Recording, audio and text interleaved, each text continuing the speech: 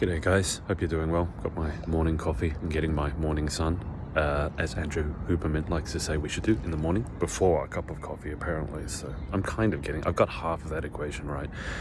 When I was, so for those of you who don't know, I got diagnosed on Monday officially with ADHD.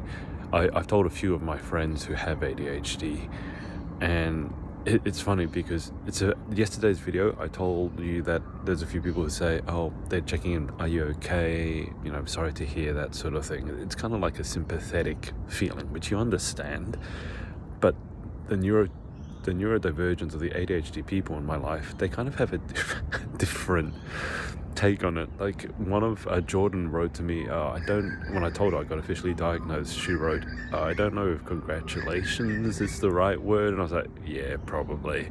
And so it's really weird.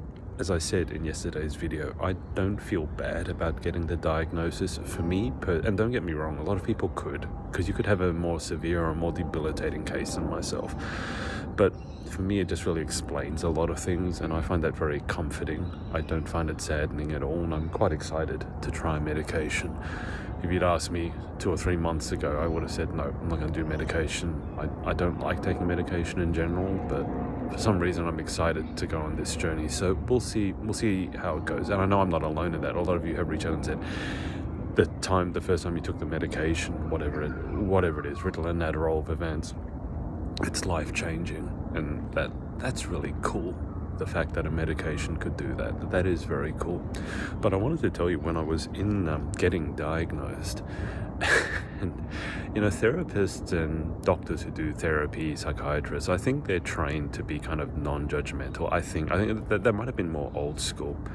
But one of the ways of therapy, one of the schools of therapy, was very much you reflect back with positive self-regard. I can't remember which school of therapy it was. If you know, tell me.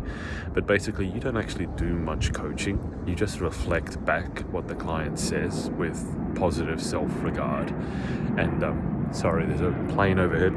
And anyway, the doctor was being lovely and all, and she was talking about needing to have self-compassion and compassion for myself. And if you notice that you're doing something wrong, something you don't like, and then you beat yourself up about it, that's not going to help. That puts you into fight and flight mode and all this stuff. And I had a disciplined childhood. Stereotypical Asian childhood. The thought of acting up never crosses your mind. You just don't do it. Which is why I find it so weird these days when I see parents who enable their kids to act up, or I'm not my child's parent, I'm my child's best friend. It's like, well, someone needs to, teach your kid and discipline your kid. Like, who's going to do that? And then those kids turn out to be absolute terrorists. Anyway, subject for another day. But I decided before going in that if I'm going to go down this journey properly, if I'm going to actually get better or get help, I need to be honest. And so when the doctor mentioned self-compassion, I don't know how you feel when someone tells you that you need to have compassion for yourself, or you need to practice self-love. I have to try really hard not to gag or vomit. It's not, and I have no judgment for you, because if you're someone who practices self-love and you believe in that, I do think it's important. What I'm just saying is that my initial reaction to it has always been kind of gagging and vomiting. It's just so foreign to me, and the reason I bring this up is when she was telling me that I needed to have compassion for myself, I had to interrupt her and say, I hear what you're saying and I understand it, but as you're saying this, you're telling me this, I'm actually getting angry.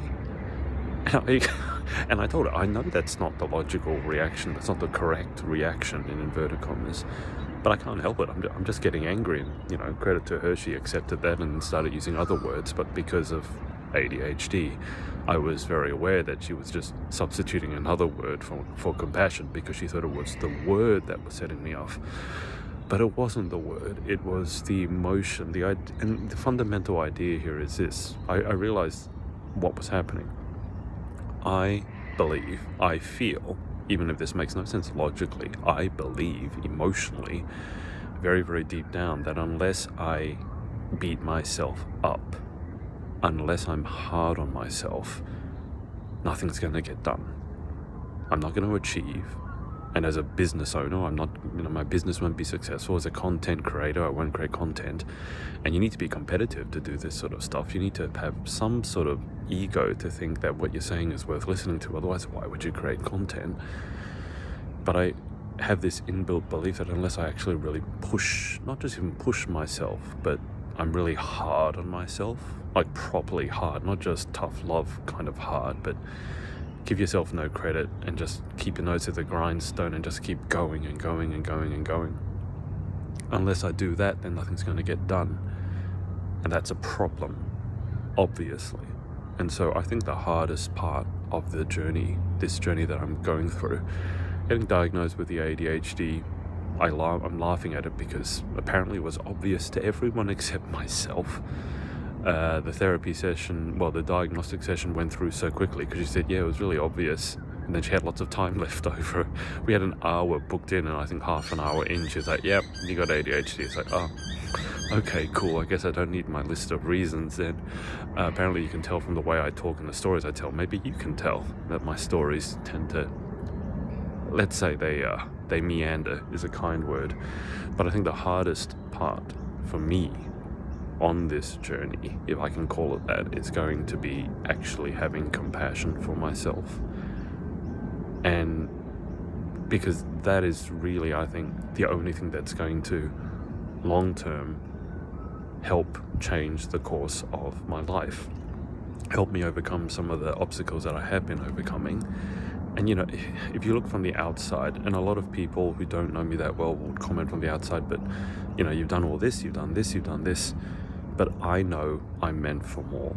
And I know very factually, this is not, I have unlimited potential.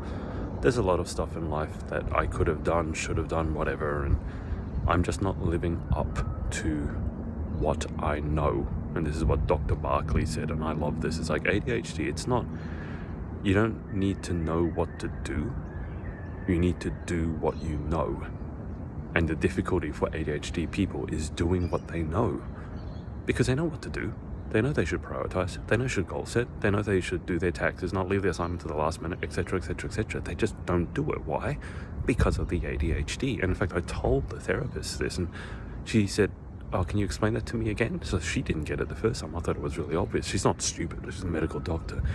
But obviously, it didn't quite hit home for her. Whereas when I heard Barkley say it, it's like, ADHD, it's not knowing what to do. It's doing what you know, and that's what you're struggling with. And that's why in that session I was kind of rolling my eyes inwardly a bit, because all the stuff she was telling me in terms of therapeutic intervention, I know this. I know about self-compassion. I know about sort of observing yourself and seeing where you're at, and then if an approach isn't working, to try something else. That's all kind of very life coaching, psychology 101. And found myself rolling my eyes a bit because I know this, but then I'm not doing it. And that's the whole problem with ADHD, at least for me. That's a part of it that I really resonate with. And so I'm really hoping that the medication, whichever one I end up on in 3 weeks' time, helps with that part, if nothing else. That's the one thing I really need help with. I don't need to learn more. There's a ton of stuff in my head, a lot of that I'm never going to use. That's ADHD, classic. But using it, so not knowing more, but doing more, and doing more of what I know, and therefore living closer to my potential. That's what I'm hoping for. I'm going to leave it there for today, because it looks like we've got a lot of planes flying overhead. Have a great day. It's gone cold here in Sydney all of a sudden. Like the other day was 30 degrees C. Today feels like it's going to be under 20. Anyway, nice and crisp for the morning. Have a great day. I'll speak to you later.